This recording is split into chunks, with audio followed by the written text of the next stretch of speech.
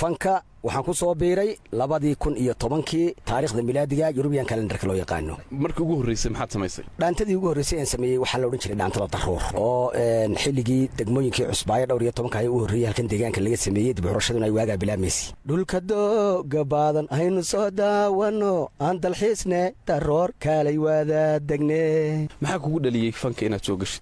runtii horta anigu waxaan ahaa dadka halabuurka ku dhashay, halabuurkaygu jiray un baan kalifay inaan fanka soo galo maadaama aan wax ahaa iskuna ogaa inaan wax urin karo taa awgeed ayaan fanka u soo galay runtii. dhaantada qayb suugaanta kamida weeye noocyo kala duwan bay leedahay, sharaxaad kooban ma naga siin kartaa? dhaantadu runtii waxay ka mid tahay dhaqanka Soomaalida waliba lafdhabartiisa weeyaan. waa marka ciyaar dhaqameedka la sameeyo ciyaarta kaliya marka iyada oo aan muusig wadanin oo farshaxan kala wadanin sideedii caadiga ahayd loo tumayo cid walba soo jeedata weeyaan. way ballaaran tahay runtii iyada oo marka si guud loo wada eego jaanteedu ay isu eg tahay haddana qaab ciyaareedkeedu waa kala duwan yahay, codadkeedu wuu kala duwan yahay.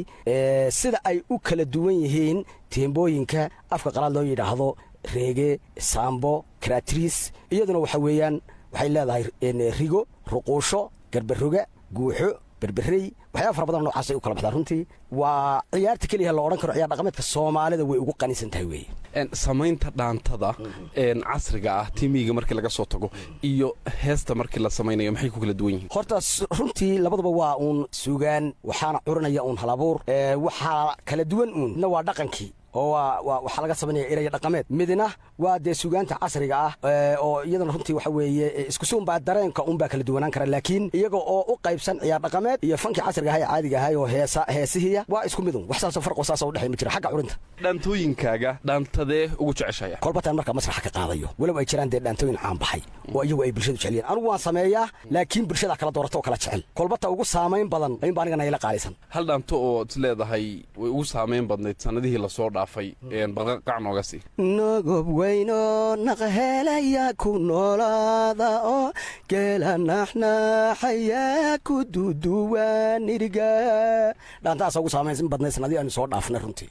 dhaantooyinka aad qadid axmedow mararka qaarkood ma loo qaataa inay yihiin kuwa siyaasad loo kuleh? dadka qaarkood way la jiidhaa wadad siyaasadeed kuwa degan dhaanta jacayl oo iska jiidhaa jirta iyagu u turjintaan xaaladda marka ay ku sugan yihiin siyaasadeed. laakiin aniga marka horeysan samaynaya rabitaankayga wax siyaasad ay ku lug leeyihiin ma jirto. laakiin waa laga yaabaa sugaan ahaan wixii aad samaysaa xaalad markaa jirta inay ku fadhiisato. dhaantadaadii ugu dambaysay ee is leedahay saameyn bay yeelatay waatay haddaad xasuusatid? dhaantada gaal iyo islaamba ka qayliya ugu dambaysay waxay noqotay dhaantadii sool runtii. halyeeyadii daraawiishe lagu hirtiyo hooyadii geesiyaday badale dhashay halgamacaanahiyo sooley hedha sooley sooley hedha sooley hal abuhur gabyaba waa lagaga hadhay.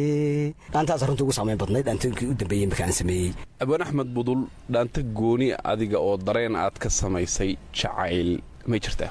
haa way jirtaa runtii. ninku markuu halabuur yahay inta ugu badan suugaanta waxaa laga yaabaa inay naftiisa la xidhiidho marka laga tago waxyaabo kale oo uu bulshada ku matelayo. marka waxaa jirta dhaanta la yidhaahdo dhiig joojin. yartu waa dhaawaco dhulka kama kacde ana dhiig joojiniyo hirbadyaa iga dhiga dhadhan malaha nolol ay ka dhiman tahay yarta dhinaca iyo dheegayaa igu xidha. dhaantada weyn runtii. waayahay gabadha aad u samaysay waa xaasaskaaga miya? horta haddaynu idaacadaha wada farfarayno waxyaaba badan baa ka soo baxaya.